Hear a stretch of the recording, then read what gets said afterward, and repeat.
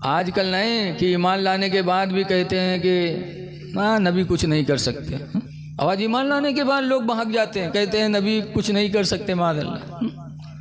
वो तो वही अबू कुफ़ार का भी अकीदा था कि जो नबी होगा हम जैसा नहीं होगा। गौसे आदम के दिल में खुदा का डर था। गौसे आदम ने जब सुना तो फ़ौरन बगदाद से पैदल का सफ़र किया। पैदल चलते चलते उस बस्ती में पहुँचने के बाद मुसलमानों से कहा तुम लोगों का कलमा क्या है? तो उन लोगों ने कहा ला इलाहा इल्लल्लाह ईसा रूहुल्लाह। कहा ऐसा क्यों? कहा हम ईसा ही का कलमा पढ़ेंगे क्योंकि कुरान में है कि ईसा मुर्दों को ज़िंदा करते थे, अंधों को आँख देते थे, कोढ़ियों को ठीक करते थे। कुरान में कहीं नहीं लिखा है कि हमारे पैगंबर मोहम्मद सल्लल्लाहु अलैहि वसल्लम भी मुर्दों को ज़िंदा किए। कहीं लिखा है? तो हम कलमा ईसा ही का पढ़ेंगे, इनका नहीं पढ़ेंगे। गौसे आदम को जला लाया। कहा किसने कहा? कहा फला ईसाई ने आके बताया है।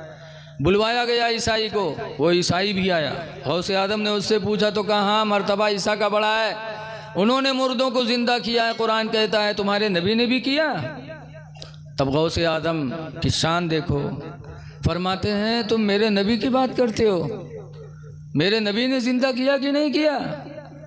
मैं उनका एक छोटा उम्मती हूँ, मैं सहाबी भी नहीं हूँ, मैं उनका एक छोटा उम्मती हूँ। तुम नबी की बात करते हो मेरे? मुझे कहो, जिस मुर्दे को कहो मैं उसको ज़िंदा कर दूंगा। कह दो सुभान अल्लाह यार। ओ वाकई में हद हो गया। कहा कसमें खाए का आए हो? कहा तुम लोग यार नबी की बात ना करो, मैं अपने नबी का अदना उम्मती हूँ, मुझे ले चलो, जिस मुर्दे को कहो मैं ज़िंदा करूँगा। कहा अच्छा आप ज़िंदा करोगी? कहाँ? हाँ। कहा चलो कब्रस्तान लेके गए। अच्छा ये बताओ कलवापुर के कब्रस्तान में हमका ले जाओ, हमसे पूछो की कबर हो, की कबर हो, हम बताए पे हमरे खन्नापुर हम तुम चले जाओ तो तुम ना बताए पे। लेकिन अपने गांव में कुछ लोगों को पता रहता है कि ये फलां की कबर है, फलां की कबर। गौसे आदम काफ़ी लंबे शहर में गए थे। जब कब्रस्तान गौसे पाक को लेके गए तो जो ऊंची कब्रें थी दिखाई पड़ रही थी, उनकी तरफ लेके चले तो गौसे आदम कहते कहाँ जा रहे हो? यहाँ भी तो कबर है। जो बराबर ज़मीन थी, लोगों ने कहा यहाँ कहाँ कबर है? कहा यहाँ भी कब्र है, और कहो तो नाम भी बता दूं किसकी कब्र है। अच्छा गौसे आदम कहते हैं गवैये की कब्र है। अच्छा जिंदा करो। गौसे आदम ने भी फरमाया कुम बिइज़्निल्लाह, जैसे फरमाया अल्लाह के हुक्म से खड़ा हो जा। रवायत गवाह है कि कब्र फटी और वो गवैया कब्र से बाहर निकला और निकल के कहता है अब्दुल कादिर जिलानी क्या क़यामत आ गई? कहा नहीं। कहा तो क्या क़यामत आने वाली है? कहा ना अभी आई है ना अभी आने वाली है। कहा फिर मुझे क्यों उठाया गया? मैंने तो सुना था कि क़यामत ही के दिन मुर्दे कब्र से उठाए जाएंगे, फिर मुझे क्यों उठाया गया? तब गौसे पाक ने फरमाया था अपने नबी की अज़मत को दिखाने के लिए, अपने नबी की अज़मत को दिखाने के लिए। फिर वो सलाम किया, कब्र के अंदर गया, कब्र मिल गई। वो ईसाई जो लोगों का ईमान लूटने आया था, गौसे आदम की बरकत से उसे ईमान की दौलत नसीब हो गई। उसने कहा गौसे पाक अब्दुल कादिर, जब तुम्हारा मर्तबा इतना ऊंचा है तो जिसकी उम्मती हो उसका मर्तबा कितना बुलंद होगा। तो ये गौसे आदम थे अल्हम्दुलिल्लाह। आजकल नहीं कि ईमान लाने के बाद भी कहते हैं कि हाँ नबी कुछ नहीं कर सकते। गौसे पाक का ईमान क्या था कि तुम मेरे नबी की बात करते हो, हम तो उनके उम्मती हैं, हमको कहो, जिस मुर्दे को कहो मैं ज़िंदा कर दूं। आवाज़ ईमान लाने के बाद लोग भाग जाते हैं, कहते हैं नबी कुछ नहीं कर सकते माज़अल्लाह। वो तो वही अबू कुफ़ार का भी अकीदा था कि जो नबी होगा हम जैसा नहीं होगा। अबू जहल एक मरतबा मुट्ठी में बंद करके कंकरियाँ लेके गया था। कहा था मोहम्मद आप नबी हैं? कहा हाँ। कहा जो नबी होगा उसे गैब की खबर रखता होगा, वो बंद चीज़ों को भी वो जान लेता होगा, नबी होगा। अगर तुम नबी हो तो बताओ मेरी बंद मुट्ठी में क्या है? तो सरकार ने क्या फरमाया था? फरमाया था मैं बता दूं कि तेरी मुट्ठी में क्या है, या जो तेरे मुट्ठी में है वो खुद बता दे कि मैं क्या हूँ। कहा ऐसा भी हो सकता है? कहा ऐसा भी हो सकता है। अल्लाह के रसूल ने जो हुक्म दिया तो अबू जहल की बंद मुट्ठी में कंकरियों की से आवाज़ आई, ला इलाहा इल्लल्लाह मुहम्मदुर रसूलुल्लाह सल्लल्लाहु अलैहि वसल्लम। जब कंकरियों ने कलमा पढ़ के सुनाया, नबी की रिसालत की गवाही दी, तो अबू जहल ने उठा के कंकरियों को फेंका और कहा हद हो गई, मोहम्मद का जादू इन पर भी चल गया। माअल्लाह, नसीब में ईमान नहीं था, ईमान होता तो फौरन ईमान ले आता, कलमा पढ़ लेता। ऐ लोगों, याद रखो, बग़ैर ईमान के अल्लाह हमारी कोई भी इबादत कबूल नहीं करेगा। ईमान नाम है नबी करीम सल्लल्लाहु अलैहि वसल्लम से सच्ची मोहब्बत का। एक बात और सुन लो, इस्लाम की सबसे पहली लड़ाई का नाम क्या है? जंगे बद्र। क्या नाम है? अब्बास सरकार के चचा, वो भी कुफ्र में थे, तो बद्र में हुजूर से लड़ने आए थे। और जब लड़ने घर से निकले थे तो अपनी बीवी को एक थैली में दिरहम और दीनार भर के दिया था, सोना चांदी। कहा, बीवी मैं जंग में जा रहा हूँ, पता नहीं मरूं कि जीऊँ। अगर जी गया तो कोई बात नहीं, अगर मर गया तो इस दौलत से तुम अपनी ज़िंदगी गुजारना। अब आए जंगे बद्र में, अल्लाह ने कामयाबी दे दी मेरे पैगंबर को। तो अब्बास पकड़े गए, बहुत से लोग पकड़े गए और कैदी बनाकर मदीना लाए गए। तो सरकार ने फरमाया, चचा अब्बास फिदिया दे दो, छुटकारा ले लो। कहा, बेटा मेरे पास तो कुछ है भी नहीं भतीजे, जानते हो मैं गरीब आदमी हूँ, कंगाल हूँ, मेरे पास कुछ नहीं है। कहा, तो पास में कुछ नहीं, घर से मंगा के दे दो। कहा, बेटा ये भी जानते हो मैं गरीब आदमी, मेरे घर में भी कुछ नहीं है। तो हुजूर ने फरमाया, चचा अभी तो तुम दिरहमो दीनार सोना चांदी की थैली भरी हुई अपनी बीवी को देकर आए थे, वो थैली क्या हुई? उस ज़माने में कोई इंटरनेट थोड़ो रहा है, न मोबाइल था। अब्बास सुन करके कांपने लगे कि रात की तारीकी में हमने अपनी बीवी को थैली दिया था और ये मदीने में रह कर के सब कुछ बता रहे हैं, मेरी बीवी के सिवा कोई नहीं जानता, लेकिन मदीने में रहकर इन्हें सब चीज़ों की खबर है। तो हज़रत अब्बास ने कहा था, मोहम्मद खुदा की कसम ये बात किसी को मैंने बताई नहीं, तुम मदीने में बैठकर खबर दे रहे हो। खुदा की कसम नबी वही होगा जो गैब की खबरें बताएगा। मैं गवाही देता हूँ अशहदु अल्ला इलाहा इल्लल्लाह, मैं गवाही देता हूँ कि अल्लाह के सिवा कोई इबादत के लायक नहीं, व अन्ना मुहम्मदन अब्दुहु व रसूलुहु, और मैं गवाही देता हूँ कि मोहम्मद अल्लाह के बंदे और उनके रसूल हैं। हज़रत अब्बास ने नबी का इल्म गैब देखा तो ईमान लिया है। ये सुनकर हज़रत अब्बास पर राशा हुआ तारे, ये सुनकर हज़रत अब्बास पर राशा हुआ तारे, कि पैगंबर तो रखता है दिलों की भी खबरदारी। इसलिए लोगों ईमान रखो। बरेली शरीफ में एक अल्लाह वाले थे जिनका नाम था धोखा शाह। क्या नाम था उनका? धोखा शाह। बड़े बुजुर्ग थे वो। एक दफ़ा बरेली के कुछ लड़के इम्तिहान होने वाला था तो पहुँचे, कहा हज़रत दुआ कर दो हम सब पास हो जाएं। तो धोखा शाह ने कहा, जाओ तुम सब पास हो जाओगे। खुशी खुशी वो लोग चले गए, अपने साथियों को बताया तो उनके कुछ साथी फिर आए उनके पास, तो कहने लगे हज़रत हम लोगों का भी इम्तिहान होने वाला है, दुआ कर दो हम लोग पास हो जाएं। तो उन्होंने कहा, जाओ तुम सब फेल हो जाओगे। तो रोए लगे लड़के, कहीं हम लोग कौन बिगाड़े रहे हैं जो आप हमको बद्दुआ कर रहे हो?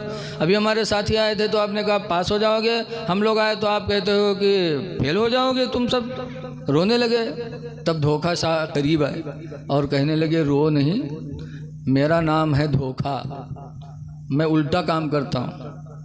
जिनको कहा है पास हो जाओगे वो सब फेल हो जाएंगे, और तुमको कहा है फेल हो जाओगे तुम सब पास हो जाओगे, मेरा नाम है धोखा।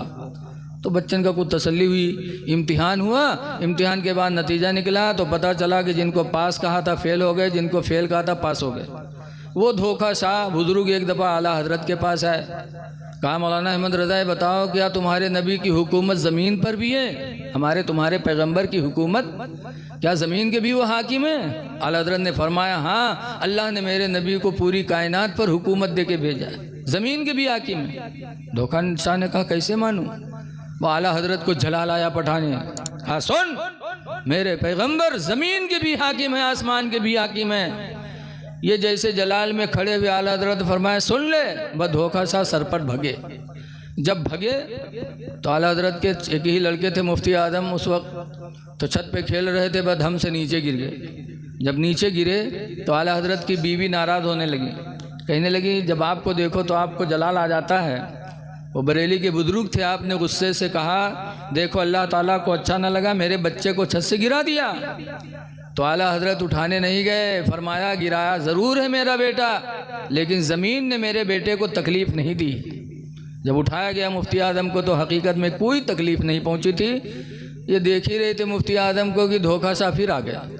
अब आने के बाद कहते हैं मौलाना अहमद रज़ा, खुदा की कसम मेरा ईमान हो गया कि मेरे नबी की हुकूमत ज़मीन पर भी है, कि मेरे मसले को अल्लाह साबित करने के लिए तुम्हारे बेटे को ज़मीन पे गिरा दिया छत से, और गिरा और ज़मीन ने चोट नहीं लगाया। इसका मतलब कि अल्लाह ने हमें दिखाना चाहा कि सुन ले मेरे महबूब की हुकूमत ज़मीन पर भी। तो है लोगों, आसमान पर भी मेरे नबी की हुकूमत, जैसे कि हज़रत हलीमा सादिया जब हुजूर मक्का में पैदा हुए। आजकल बड़ा इख्तलाफ है, कोई कहा था 12 के पैदा नहीं भेरा है, कोई कहते कबू पैदा हुए रहा है। तारीख़ें कई तरह की हैं। एक तारीख़ में है कि 9 रबीउल अव्वल को सरकार पैदा हुए, एक तारीख़ में है कि 8 को पैदा हुए, लेकिन सही तारीख़ जो जमहूर है यानी अक्सर उम्मत का कौल है वो ये है कि सरकार 12 रबीउल अव्वल को सुबह सादिक के वक्त पैदा हुआ। लेकिन बहुत से जाहिल कहा था उनके अम्मा पढ़े लिखे नहीं रहे, वो तारीख़ लिख नहीं पाए, लागत ही वो सहित मौजूद रहा, ये लिखना है तारीख़। अरे जब उनकी माँ नहीं लिख पाए तो तुम मौजूद थे कि तुम्हारे बाप दादा मौजूद थे। ऐसे ही इमाम हसन को जब जहर दिया गया तो जहर देने वाले का नाम इमाम हुसैन ने पूछा था, भाईजान आपको जहर किसने दिया? कहा खून की उल्टी हो रही थी, तड़प रहे थे इमाम हसन। पूछा भाईजान क्या हुआ? कहा मुझे किसी ने जहर दे दिया। तो कहा किसने जहर दिया? कहा नाम पूछ के क्या करोगे? कहा मैं बदला लूँगा आपका। तो इमाम हसन ने कहा था हुसैन तुम्हें बदला लेने की ज़रूरत नहीं है, मैंने अपना मामला खुदा के हवाले कर दिया, तुमसे बेहतर बदला लेने वाला मेरा रब है। इमाम हसन ने नाम नहीं बताया। और बाद में यहाँ पता नहीं कोई जान गवा कहला कि उनकी बीवी जहर दी इस रहा। बताओ घर वालों को पता नहीं है, दूर दराज वाले का पता होगा। वही हाल आज है, कहते हैं माँ आमना नहीं पढ़ी लिखी नहीं थी, वो लिख नहीं पाई, तो वो लिख नहीं पाई तो तुम कैसे जान गए भाई? इसलिए इख्तलाफ उम्मत में नहीं होना चाहिए। तो सरकार जब पैदा हुए हलीमा के घर गए तो हलीमा का खुद बयान है कि सरकार मेरी गोद में थे और जैसे जैसे मैं अपनी गोदी में लेती थी उनके हाथ हिलते थे, पैर हिलते थे, जिधर जिधर सरकार के हाथ हिलते थे उधर उधर चाँद और सूरज घूमा करते थे। चाँद घूमा करता था, चाँद चक्कर लगाता था। बचपन में मेरे नबी की ये फजीलत कहने वाले आला हज़रत इमाम अहले सुन्नत रज़ी अल्लाह ताला अन्हु फरमाते हैं कि चाँद झुक जाता। हुजूर गौसे पाक रज़ी अल्लाह अन्हु की 11वीं करने वालों, गौसे पाक को ऐसे दुनिया ने नहीं माना है। उन्होंने नबी की सुन्नतों पर अमल किया, अल्लाह के फरमान पर अमल किया, और इस तरह अमल किया कि दुनिया उनको मानने के लिए मजबूर हो गई। आज हमको तो आपने बुलाया तो हम सवारी के ज़रिए आए। गौसे पाक उनके ज़माने में एक शहर में एक ईसाई पहुंचा और ईसाई ने मुसलमानों से पूछा कलमा क्या है तुम्हारा?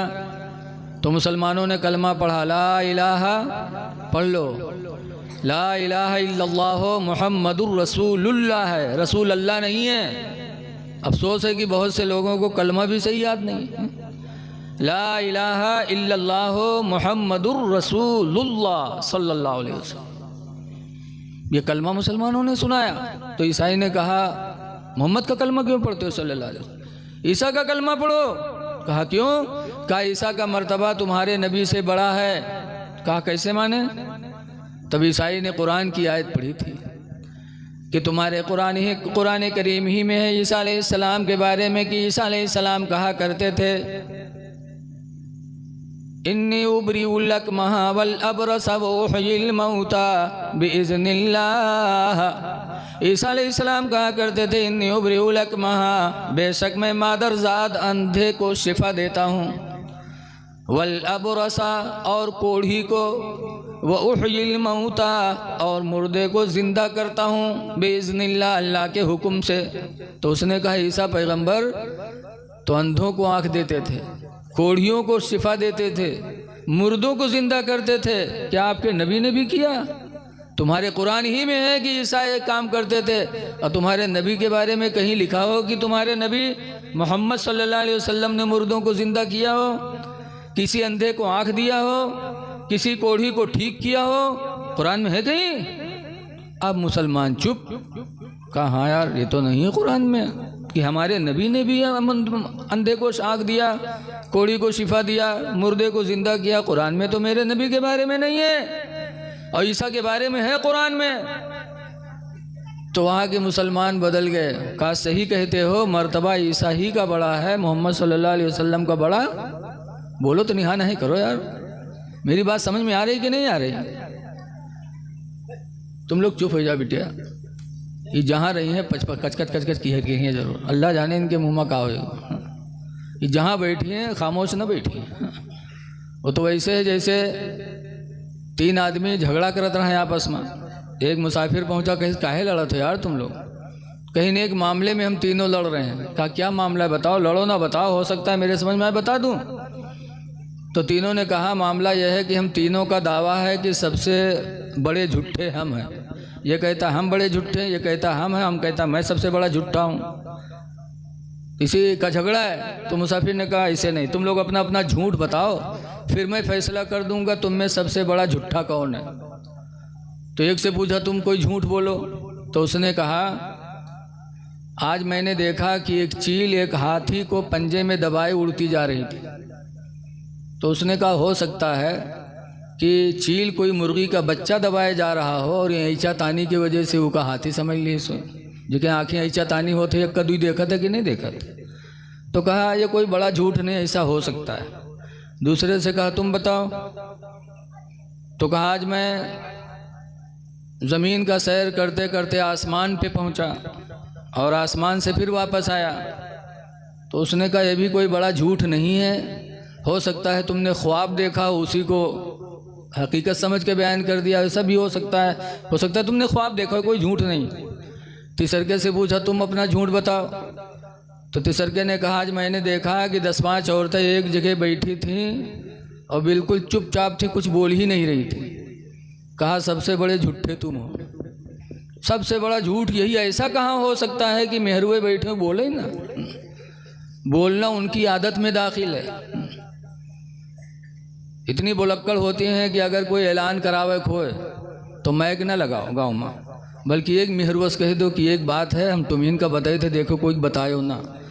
आधे घंटा में पूरा गांव गंधाई जी, फसार इनसे इनसे ऐलान के कोई ज़रूरत नहीं। कोई बात इनसे कह दो कि देखो का कोई कहो ना, आधे घंटा में देखो पूरा गांव फैल जी मामला। अल्लाह वास्ते आए हो कुछ बात सुनने के लिए तो चुपचाप बैठो ताकि तुम भी सुनो, हो सकता है अल्लाह तुम्हारे दिलों के दुनिया को अल्लाह बदल दे।